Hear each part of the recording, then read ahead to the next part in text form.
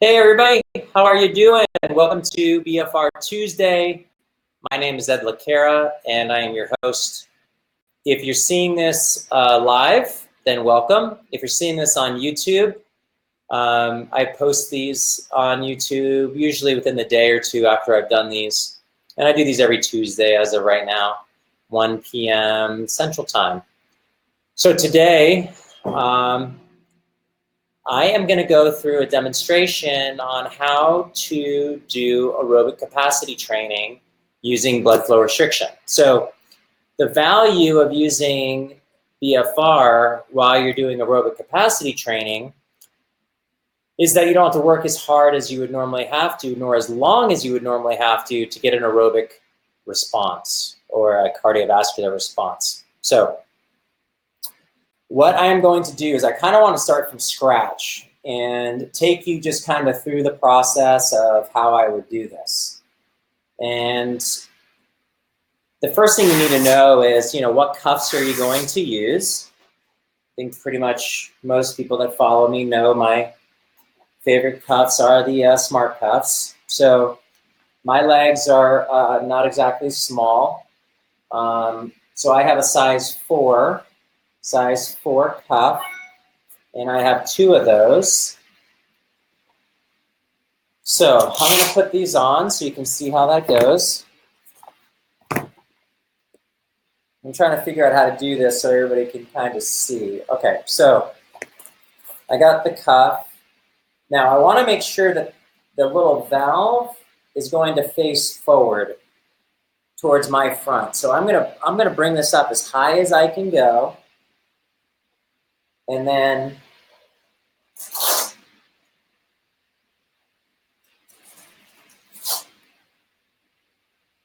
I'm going to go through the D loop.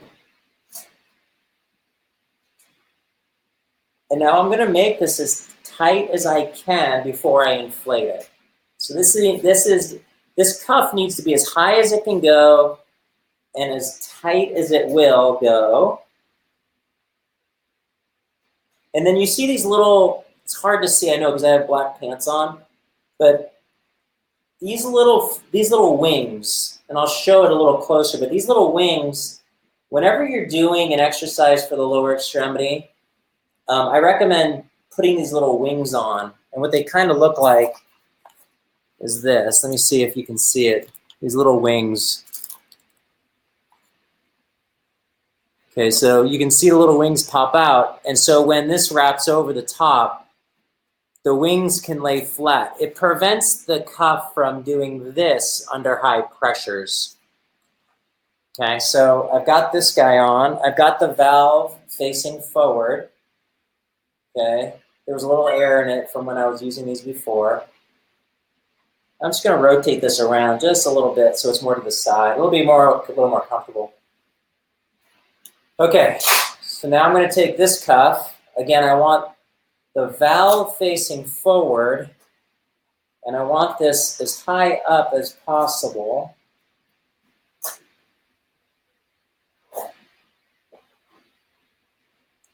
And then you see, like, I've got this up, I've got those little wings open, and now I'm going to make this as tight as I can.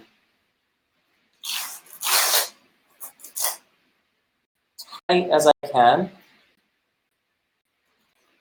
Okay.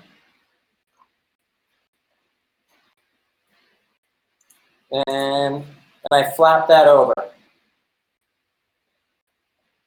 Okay, so you can see I've got both valves facing forward. And the reason I do that again is to make sure that it's easy for me to attach the pump. So here's what the pump looks like. Super simple. I depress that little metal clip. Hopefully you heard that little click. And now I just press that right in, and now I'm going to inflate that. Now, how much pressure do we need to inflate this at?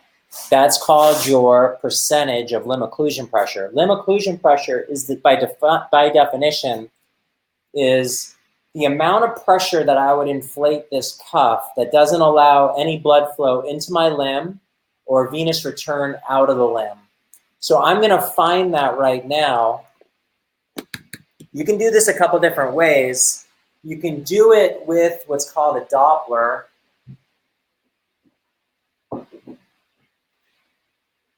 Here's my Doppler. This makes it a little easier. Let's see if you can hear.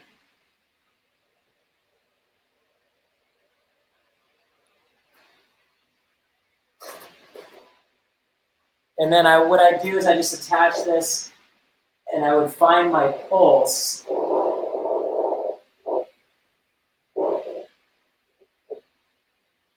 And then I would just keep inflating until I no longer hear my pulse. Now, most of the time, clinicians are the ones that have those. So I'm just going to find it with my fingers, find my pulse with my fingers, and inflate until I no longer feel the pulse.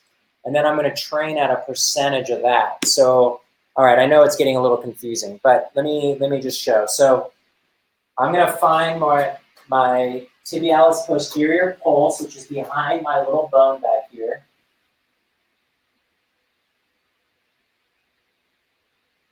And I'm going to inflate this until I no longer feel that pulse.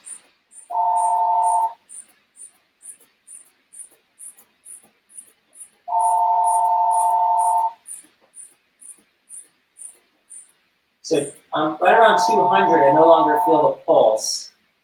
So that means that 200 minus 20% is going to be minus 40. So I'm going to train at 160. 160. And then I'm going to take it off. Now I'm going to do the same thing on the opposite side. Now, you don't have to do LOP every single time. I'm just doing it as a demonstration. I recommend doing limb occlusion pressure the first time you use the cuffs, and then about the third time you use the cuffs, and then every month, because your body will adapt and you'll need higher pressures to create the same amount of stress. We do it a couple days after the first time, because the first time you do this, it's a little clunky, you're not used to it. By the time you do about 3 times, then your body's getting used to the cuffs and it's much easier. Okay, so now I'm gonna just do this now. You check my pulse. And it's right behind this little bone right here is where you should be able to find it. So I'm feeling my pulse. Now I'm gonna inflate.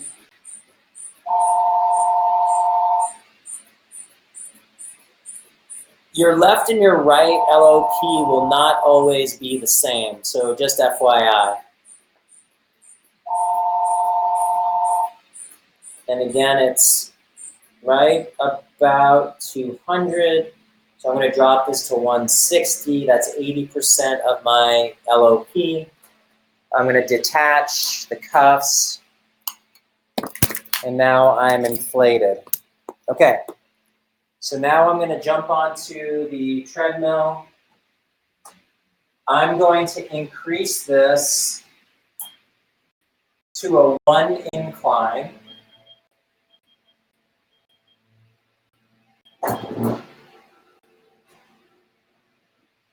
And I'm going to check my pulse. And it's 73. So now what I need to do is I need to increase my speed to get my pulse rate up. And it takes about 30 seconds or so for your body to catch up. So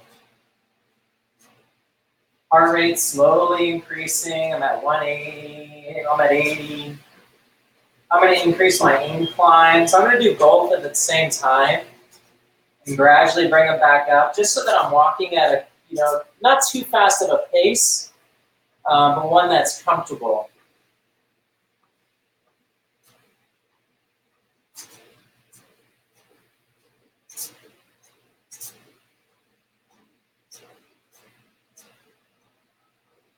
I'm going to increase my speed. I'm only at 90 beats, 90 beats per minute.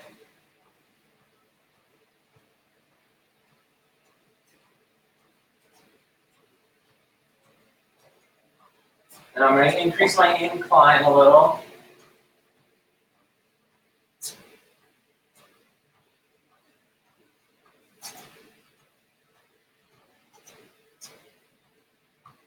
Okay, so now I'm at my target heart rate, which is about 110, and I'm going to walk for about 20 minutes. Now, I'm not going to make you watch me this whole time.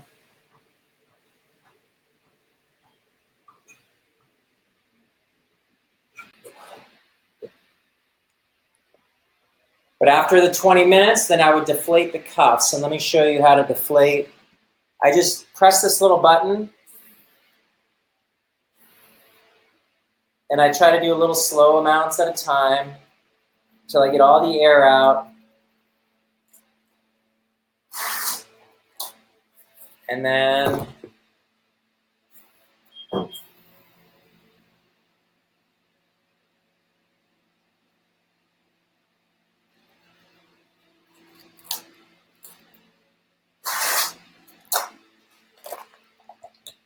okay, so you're doing about, I would recommend doing cardiovascular aerobic training at least 3 times a week.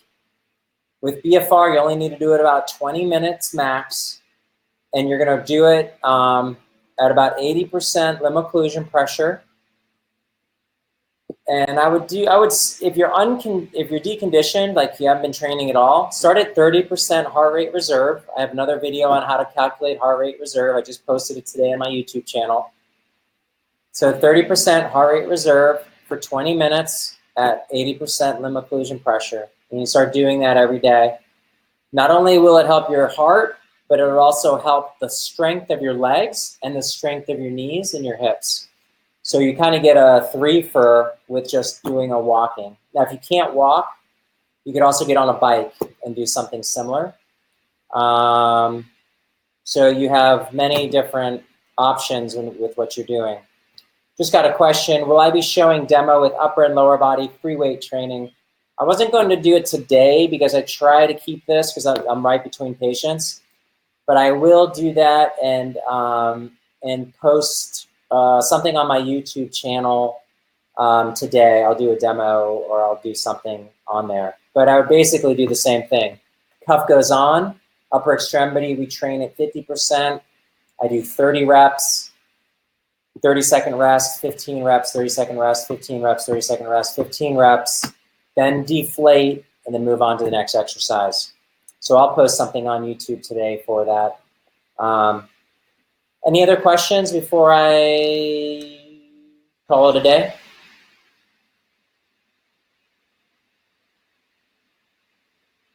YouTube channel is just under Cara. I keep things consistent. There's a whole bunch of stuff on there on different BFR for whatever else. This week I am doing a live stream, so I'm going to be teaching a whole one-day course on BFR, and I'm letting people live stream in so they can watch that. If you want any information on that, send me an email at edlacara.com. All right, thanks everybody for joining me. Next week I will do an isolated exercise. I probably will do it before then and put it on my YouTube channel, but as a webinar I will do that as well. If you have any specific questions or you want me to cover anything specifically, just reach out. I'm happy to do it. I always wonder what people are wanting to see and needing to see. Thank you again.